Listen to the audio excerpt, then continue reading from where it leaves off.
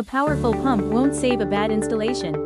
Let's look at the most common piping mistakes and how to avoid them. Mistake 1 to 90-degree elbow directly at the suction.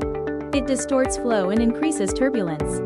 Always add at least 5 to 10 times pipe diameter as a straight run before the pump. Mistake 2. Long vertical suction lines.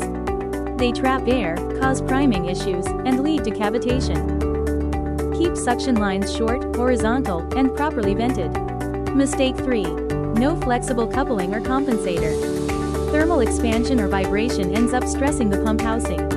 Use flexible joints to absorb it, especially on large systems. Mistake 4. Pipe weight not supported. If the discharge line pulls on the pump, misalignment and seal failure follow. Always support piping independently. Mistake 5. Backward valve installation. Yes, it still happens. Check flow direction arrows before bolting anything down.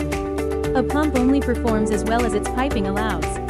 We help make every installation count at Fluidemy by Ebitt.